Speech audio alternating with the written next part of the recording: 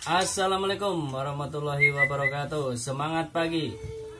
Ketemu lagi dengan channel GPS Coy, channel yang membagikan tentang pengalaman saya dalam memelihara burung kicau.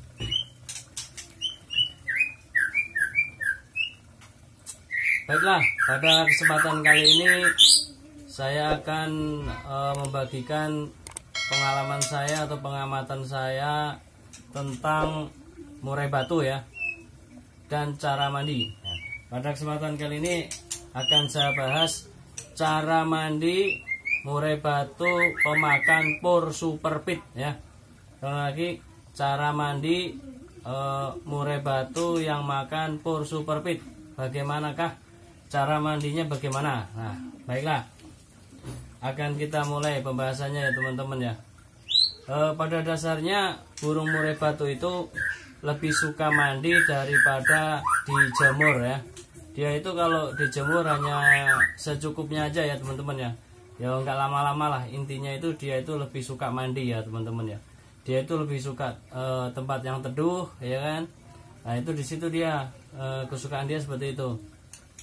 Jadi untuk mengkondisikan dia di lingkungan kita itu bagaimana caranya? Yaitu apa? Ya harus sering mandi gitu kan. Terus kapan dia harus kita mandikan? Nah teman-teman gini ya, kalau teman-teman mandinya menggunakan keramba ya, keramba mandi seperti ini ya. Nah menggunakan keramba mandi itu kita harus paham kapan burung yang kita pelihara itu, burung murai batu kita itu pengen mandi. Cirinya apa? Cirinya apabila dia sudah mulai nyisir bulu ya, bulu dada, sayap. Itu kalau udah seperti itu cirinya dia pengen mandi. Nah, jadi kita sebagai pemiliknya ini juga harus tanggap ya, harus paham keinginan dia ya, terutama tentang mandi ini. Jangan sampai udah nyisir gitu kita biarin aja, jangan. Nah itu bisa nanti kalau keseringan udah nyisir dibiarin aja ya kan, pengen mandinya udah tinggi. Lah itu resikonya bisa cabut bulu dada, cabut bulu sayap seperti itu. Kenapa bisa cabut seperti itu? Karena naluri pengen mandinya tidak tersampaikan seperti itu teman-teman ya. Jadi panas yang ada di dalam tubuh dia itu tidak bisa didinginkan atau dilepaskan gitu. Jadi dia numpuk di dalam tubuh, akhirnya ya sama aja kalau kita nggak mandi kan, stres juga kan, udah badan panas pengen mandi tapi nggak ada air. Nah itu kan ya, jadi stres gitu. Terus ada dua cara ya, cara memandikan murai batu ya. Ini kemarin yang baru masuk nominasi teman-teman ya. Ini namanya sonokeling. Kemarin saya kasih nama sonokeling. Jadi ada dua cara. Yang pertama apa? Mandi di cepuk. Nah, yang kedua mandi di keramba ya.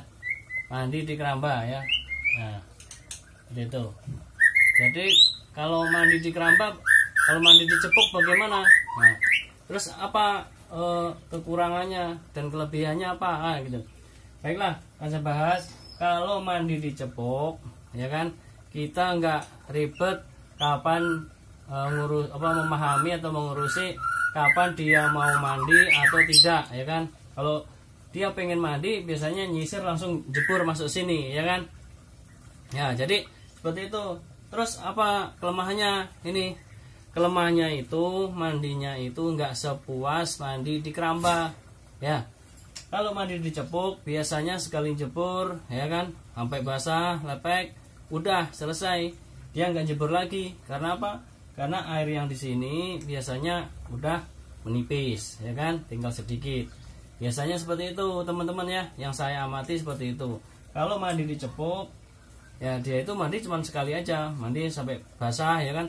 Kalau sonokeling ini mandinya dia berendam. Jadi sebelum badannya digoyang-goyangkan gitu, dia berendam dulu, diam lama gitu sampai 5 menit gitu. Saya perhatikan dia berendam gitu, jadi kayak orang aja ya. Jadi kayak orang aja berendam ya. Burung pun juga ternyata ada naluri berendam juga teman-teman ya. Terus apa?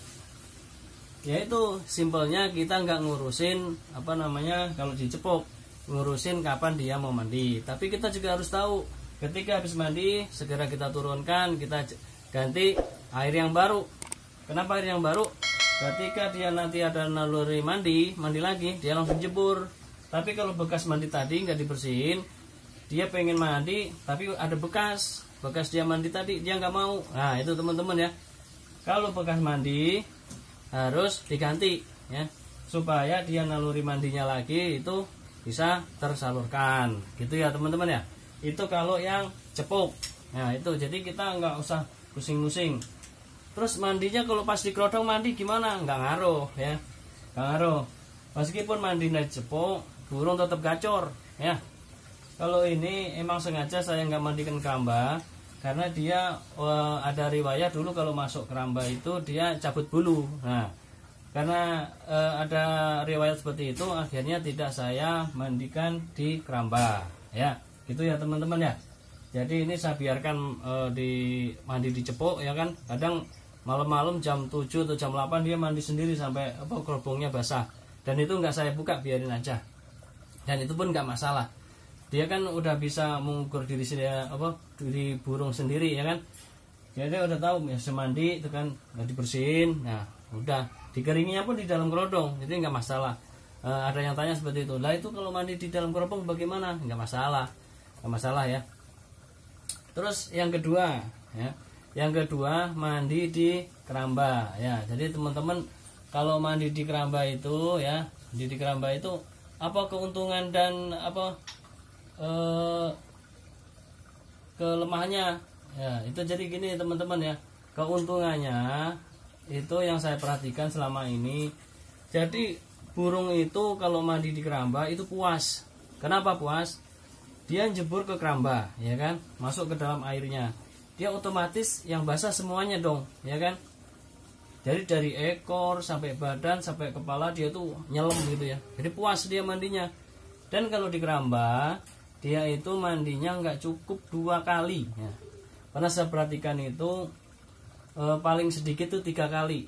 Dan yang murid saya yang muda hutan itu, yang Ridonta itu, yang sekarang di kakak saya itu kalau mandi 4 kali ya, kadang sampai 5 kali ya. Jadi jebur nih basah terus naik ke pangkringan, dia bersihin, jebur lagi gitu sampai basah, naik lagi, jadi sampai 5 kali. Nah itu kalau di keramba, jadi burung itu mandinya puas ya. Itu kalau teman-teman banyak waktu ya kan, waktunya banyak, bisa dimandikan keramba, jadi burung itu lebih seger lagi gitu ya teman-teman. Terus begini, kalau di keramba ya jangan sampai kelupaan ya teman-teman ya, harus selalu dipantau, ditungguin ya. Kalau di keramba begini jangan sampai ditinggal, apalagi mandinya depan rumah. Ada kucing ya, ada kucing ntar dikejar-kejar karena kandang keramba ini kan kecil. Kalau dikejar-kejar kan nanti wah bahaya, bisa nabrak-nabrak, ekornya bisa patah atau bisa copot. Nah, gitu ya teman-teman ya. Harus hati-hati. Jadi teman-teman bagi yang pemula juga kalau mandiin itu juga harus ditungguin untuk yang keramba ya. Kalau yang cepung mah gak usah ditungguin, digantung aja di mana tempat kita naruh burungnya, udah biarin aja gitu kan. Jadi kalau ini santai ya kan, biarin aja. Tapi ya itu mandinya cuma sekali gitu kan, harus sering ganti air minum sekaligus buat mandi. Nah seperti itu teman-teman ya. Jadi kalau bisa teman-teman banyak waktu itu, bagusnya sih keramba. Nah, itu tadi yang saya sampaikan. Jadi burung tersebut mandinya itu puas gitu ya, mandinya puas, jadi dia lebih tambah fresh lagi gitu ya. Jadi mentalnya kalau mandi itu kan ibaratnya kan mengasah mental juga. Kita tungguin dia berani mandi, lah itu mentalnya udah mulai terasah ya. Jadi gitu teman-teman ya, semoga ini bermanfaat. Ada 2 cara mandi ya untuk murai batu pemakan pur superpit ya. Jadi gitu, sering mandi ya, sering mandi daripada jemur ya. Jemur itu penting.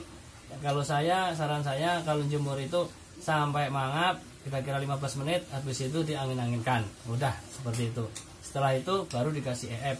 5 menit kemudian dikasih EF seperti itu. Oke, semoga ini bermanfaat buat teman-teman. Semoga ini bisa membantu teman-teman khususnya yang pemula. Akhirnya, assalamualaikum warahmatullahi wabarakatuh. Semangat pagi.